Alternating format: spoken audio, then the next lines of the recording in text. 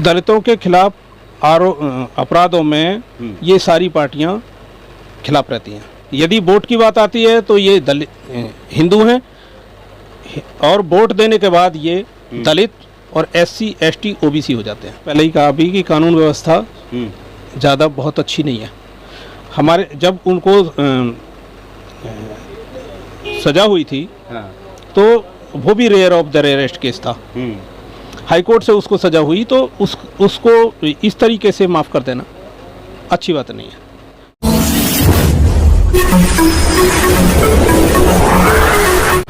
मैं नफीस रशीद, आप देख रहे हैं भारत न्यूज़ 247। बने रहें मेरे साथ। मौजूद हूँ उस जगह पर जहाँ से बात होती है न्याय मिलने की, यानी कि न्यायपालिका का बड़ा महत्व रहता है भारत के अंदर के। हर आदमी जब कभी इंसाफ की बात आती है और कहीं यानी कि मजलूम हो जाता है, वो सोचता है कि मुझे इंसाफ मिलना चाहिए, तो वो छूटते कहता है चलूँगा कोर्ट, तुझे कोर्ट में देख लूँगा। और मैं आज यही जानने के लिए कोर्ट में मौजूद हूँ, वकील साहब के चैम्बर के अंदर, और मैं चर्चा करने जा रहा हूँ एक ऐसी रिपोर्ट पर जिसको दबाने की पूरी तरह से कोशिश की जा रही है, अनीता टीचर की। मामला है राजस्थान का। आपने देख लिया होगा अच्छी तरह से, काफ़ी सारे न्यूज़ चैनल उसको घुमा फिरा के तो दिखाने की कोशिश कर रहे हैं, पर उस पर जिस तरह से आवाज़ उठनी चाहिए थी वो आवाज़ नहीं उठ पा रही है।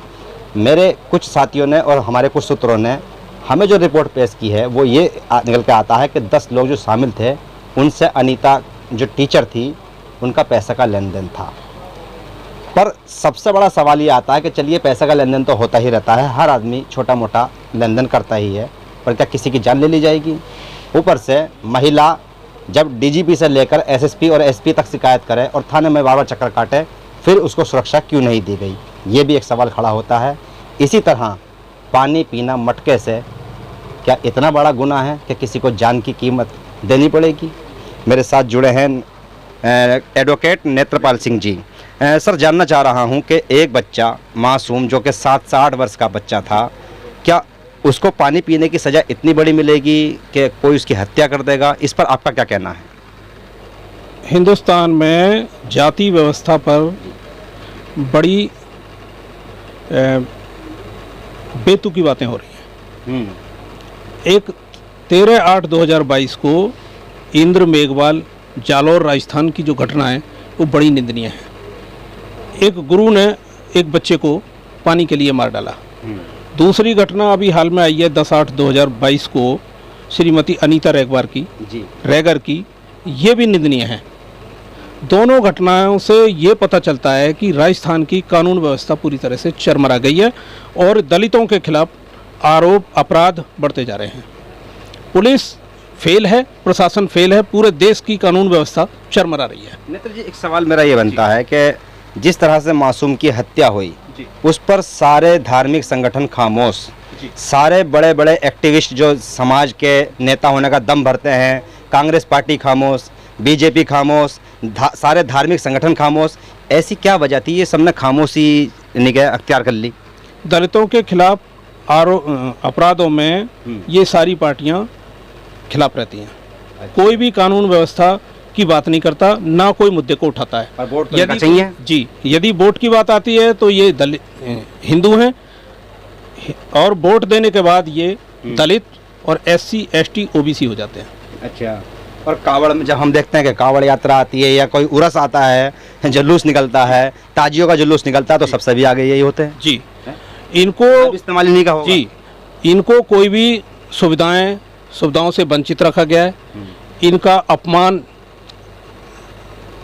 आज तक 70 साल से नहीं, मैं कहता हूँ कि सैकड़ों साल से इनका शोषण हो रहा है।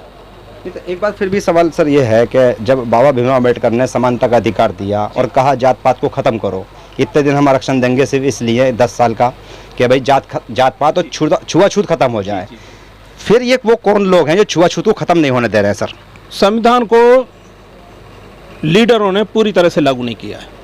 ये सिर्फ अपने हितों के लिए संविधान को लागू करते हैं, लेकिन जब जनता की बात आती है, SC ST OBC की बात आती है, तो संविधान को के खिलाफ ही काम करते हैं।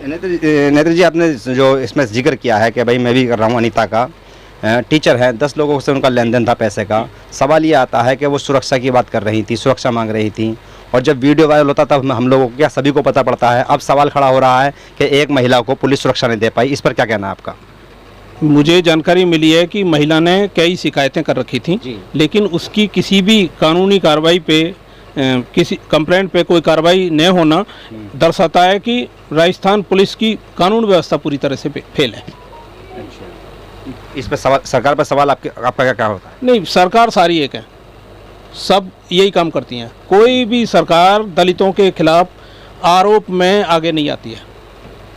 क्या करना चाहिए दलितों को, अब क्या सोचना चाहिए? दलितों को जब तक ये SC ST OBC एक साथ नहीं आएंगे तब तक मुझे नहीं और नेताओं को, देश की व्यवस्था को जब तक उनका बचाव नहीं करेंगे, मुझे लगता है ये ऐसे ही होता रहा। फिर भी 131 सांसद हैं, सांसद के अंदर दलितों के, वो क्यों नहीं आवाज़ उठा पा रहे हैं? देखिए, जब सांसदों की बात आती है तो मेरा कहना ये है कि सबको एक हो जाना चाहिए और दलितों के हुए खिलाफ, कोई भी है, दलित हैं या अदर भी कौम है, किसी के खिलाफ कोई अपराध होता है तो उसकी आवाज़ उठानी चाहिए। इंद्रपाल के परिवार को मुआवजा देने की बात हुई, 25 लाख और 5 लाख और 8.5 लाख, 8,25,000 समथिंग, यानी कि 32 लाख कुछ रुपया बैठेगा।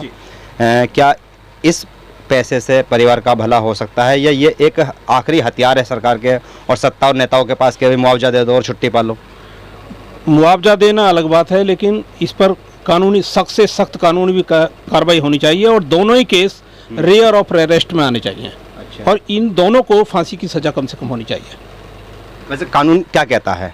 कानून कहता है कि भारत में रहने वाले सभी लोग समान दृष्टि से देखे जाने चाहिए। यदि कोई किसी का अपमान करता है, कोई किसी को ऐसा नुकसान पहुंचाता है तो उसके खिलाफ संविधान में प्रावधान है, सख्त से सख्त कानूनी कार्रवाई होनी चाहिए। प्रधानमंत्री लाल किले से कह रहे थे कि महिलाओं के लिए अब हमें सम्मानजनक शब्दों का इस्तेमाल करना होगा। ये प्राचीन से कहा है प्रधानमंत्री जी ने 15 अगस्त को, और उसी दिन बिल्किस बानो के 11 गुनहगारों को छोड़ दिया जाता है। तो उस पर क्या सोचेंगे आप? देखिए, मैंने पहले ही कहा भी कि कानून व्यवस्था ज़्यादा बहुत अच्छी नहीं है। हमारे जब उनको सजा हुई थी तो वो भी rare of the rarest case था। हाई कोर्ट से उसको सजा हुई तो उसको इस तरीके से माफ़ कर देना अच्छी बात नहीं है। रैंसम में उनको छोड़ा नहीं जा सकता।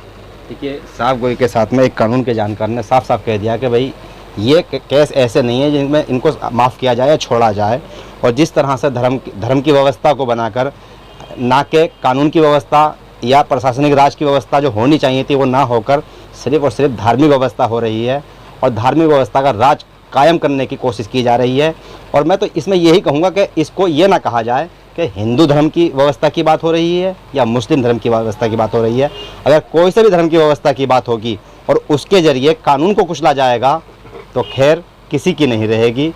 सवाल उन लोगों के ऊपर खड़ा हो रहा है जो कानून को चौपट करने की कोशिश कर रहे हैं और इस तरह के हत्याओं को और इस तरह के जुल्म को बढ़ावा दे रहे हैं। मैं एम नफीस रशीद, आप देख रहे थे भारत न्यूज़ 247।